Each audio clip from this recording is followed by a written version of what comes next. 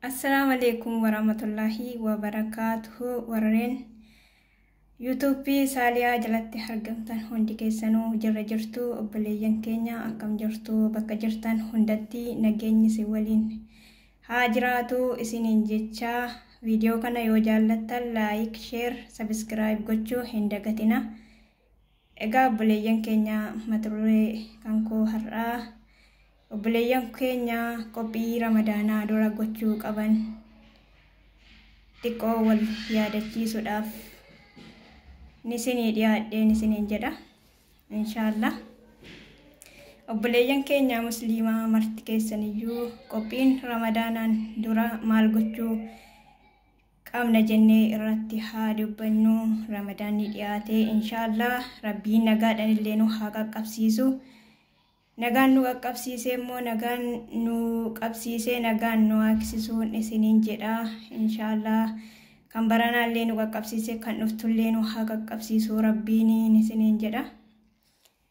Egaa mata dureen kan koo obboleeyyan kiyyaa warreen miidiyaa irrattis waan adda addaa laaltan irraa of xiqqeessaadha. Wallaahi rabbiin isin gaafataa irraa gaafatamuun keenya hin hafu hundi keenyayyuu waa silaa qopheeffanne kitaaba keenya qara'uun keenya hin haftu kana hin dagatinaadha. Miidiyaa TikTok irratti warreen qullaa sirbitanuu warreen akka barbaadan taatanu rabbiin isin haa sirreessu jecha irraa of qusadhaa. Ramadaanni dhufee sharrii kana hundarraayyuu of eeggadhaan isiniin jedha inshaallah. Rabbiin nama warra badee wajjiniin of hin balleessinii keessaa nu haa baasu, keessaa nu haa filatu, karaa isaa irratti nu haa qajeelchu isiniin jedha obboleeyyan koo. TikTokii sirba kan qabu waa'ee adda addaa kan irratti gadhiifamu hin hordofinaadha. Ramadaana keessa hin ta'u. Ramadaana keessa bicha miti yeroo lafaatuyyuu hin ta'u. Yaani isin fedhii abbaatika kan laallee kan itti fayyadamnu malee ramadaana keessa bicha miti waa'ee akkana laalurraa otoo of qusannee baay'ee bareedduu ta'a isiniin jedha obboleeyyan koo. Kanaaf wallaahi moobaayiliidhaan illee WhatsAppiin illee imoodhaan illee walamiillee xiqqeessaan isiniin jedha. Irra caalaa wanti kana raawwatu numa warra shamarraniiti.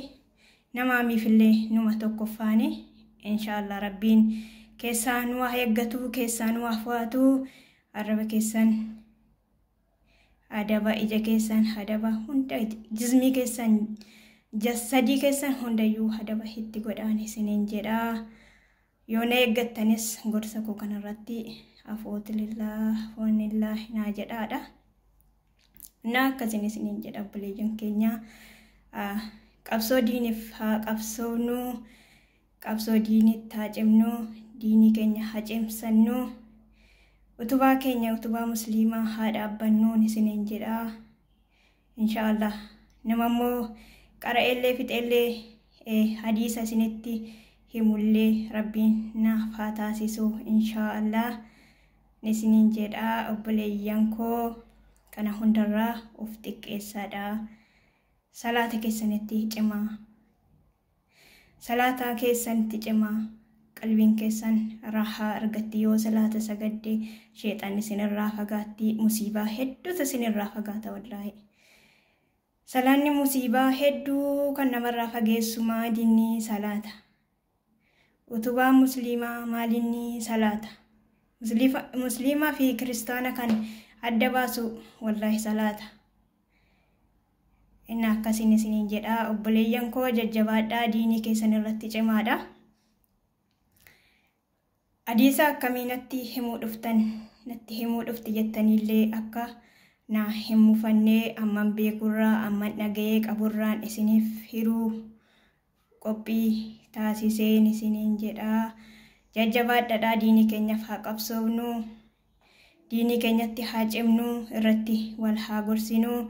Ustaazonni keenya qaqqaaliin gaggaariin hedduu kan sooshaal miidiyaa irratti daawwanuuf godhanu isaaniin haa hordofnu.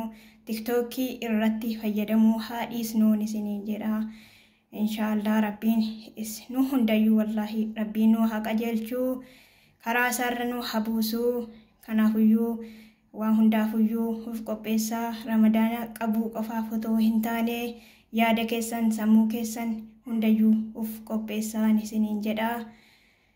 Inshaallah haga ramadaanni ga'utti immoo yoo walitti deebine qophii ramadaanatiin walitti deebi'uu ni dandeenya yoo rabbinaa fedhe.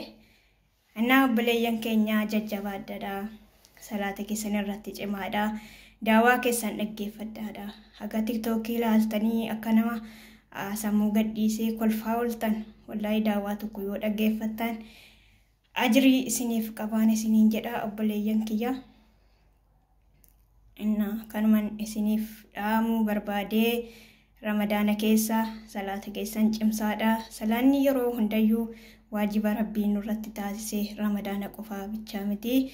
Inshaallah namni tokko musliimuma ta'ee ramadaana keessa kan salaata sagadee yeroo biraa salaata kan dhiisutu jira. Ramadaana masqiidni guutuu bakki itti sagadamu dhabamee bakkee irratti sagadama. Gaafa ramadaanni hiikkatu suni hunduu hafe masqiidatti keessatti gala. Yaa subhaanallah hadiisa maalii dhageessan yaa nama hadiisa maaliiti? Kan ramadaana keessa salaanna sagadamuu yeroo kaanis sagadamu kan jedhe maali? Maaliif ramadaana keessa kan salaanni salaatamu? Uummata hedduu miti garuu keessaan namni ramadaana qofa salaata sagadutu ni jira isiniin jedha. Kana hundayyuu haa sirreeffannu haa jabaannu. Wallahi salaanni keenya diinii musliimaa utubaa musliimati. Jajjabaadhaan isiniin jedha. Yoon dogoggorallee isinitti haasa'e afoonillaahi naa jedhaadha. Yoo jaallattan viidiyoo kana subscribe, like, share gochuu hin dagatinaadhaan isiniin jedha. Yaada furmaata qabu, yaada walii galtee ta'uu, yaada babbareeda qaqqabadheen isiniif dhiyaachuu nan danda'a. Amman beekurraa isiniif hiruu nan danda'a inshaallah abdii rabbiitini. Warreen chaanaalii koo hordofaa jirtanus hundi keessaniyyuu galatoomadha. Warreen jajjabeessaa jirtanus rabbiin nagaa isin haa taasisuu. Itti fufii yaadni kee yaada bareedaa gorsa bareedaa warri jettanis koomentii jalatti naa barreessaa. Waan dogoggores immoo waan sirreeffadhu yoo jiraate koomentii jalatti naaf barreessaa. Sagantaan kiyya kanuma irratti xumuraa. Assalaamu alaikum warahmatullahi wabarakatuh.